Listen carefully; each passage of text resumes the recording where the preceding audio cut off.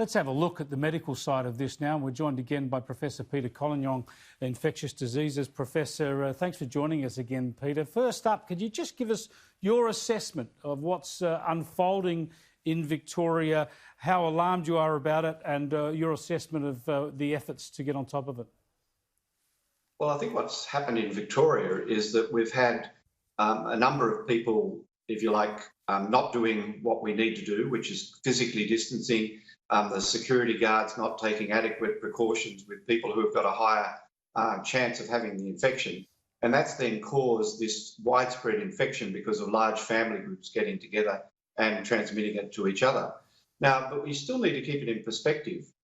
This is not a lot of cases by any world standard. Yes, it's going up and it'll be a real worry if it's 50 and then 100. But realistically, I think it's more likely that it will start levelling off because of all the testing and the controls done down there.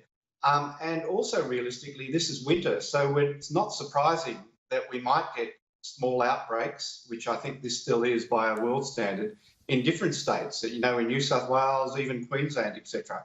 And that's almost what we have to expect, and almost have to expect it for almost the next 18 months to 2 years until or if and when a vaccine becomes available. So I think Australia is in the best place it could be currently. I'm not sure we're going to get much better over the next 6 months. This is low-level transmission, and I think it does mean we're going to have to learn to live with this, not lock down whole states, but maybe you actually get more restrictive in certain areas if it gets above a certain level. But even this, let's say there's another 100 cases we haven't found yet that we'll find over the next week. That's still a low number over the 1 million people that are in that area. That's the council areas. So I think we need to keep this in perspective. Yes, this is not good. And yes, it could get worse. And yes, it's winter, so it could, you know, pop up everywhere else as well. But this is not the end of the world, and this still should be controllable. Well, this is what worries me, Peter, because you've warned about this. You've spoken in these terms very calmly and rationally for many, many weeks. And yet now we're seeing this. We've got a Premier calling this a bushfire. We've got other premiers saying they want to keep Victorians out.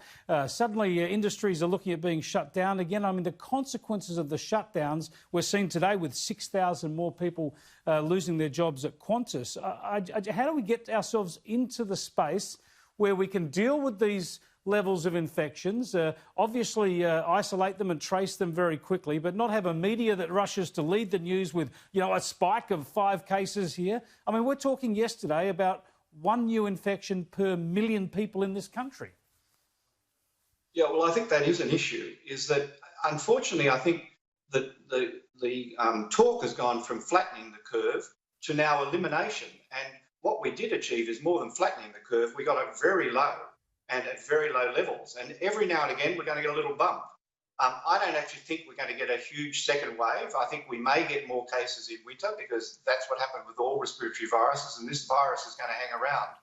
But equally, I think we need more emphasis on people not becoming complacent, because to some degree, because we've been so successful, everybody thinks, well, this doesn't really affect me and my friends. So what we have to do is realise when we have people at home, yes, we can't live as hermits. Yes, we need visitors. Yes, we need family.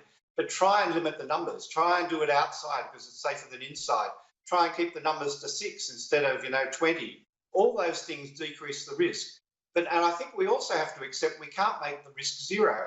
We can make it as low as possible. And in certain circumstances, like if you're a security guard, maybe you should be wearing a face shield and a mask, all those extra precautions, rather than the whole population. I think we need to have more targeted both restrictions and the personal protective equipment we wear that is proportional to the risk where you are, which is not the same all over in Australia. And the other problem with state borders, I can't imagine that Mildura is any more risk than a Bundaberg. But if you do things based on states, you're actually, if you like, inhibiting a lot of people who are at really low risk. And I also can't see really what's the difference between the Gold Coast and Tweed Heads. The state borders are artificial. They're not based on population movements and jobs, etc. So I think we have to accept that, there's a risk that's there all the time. We need to make it as low as possible. And that's not just the government that needs to do that. It's mainly us, what we do with our interactions with others.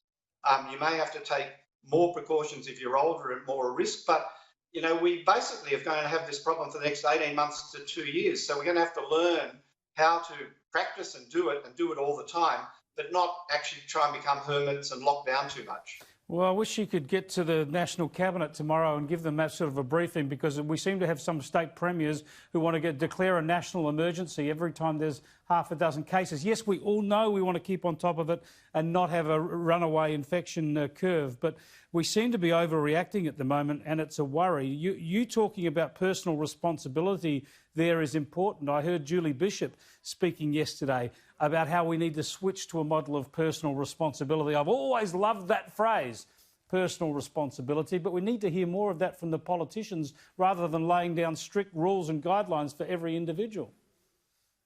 Well, I think we do. I mean, we know this is spread by droplets. We know if you mainly keep, 1.5 meters apart from everybody else, you wash your hands, you don't go anywhere if you're sick, and even in your own home, if you're sick, you keep your distance from others, have another bedroom, bathroom, etc., if that's feasible.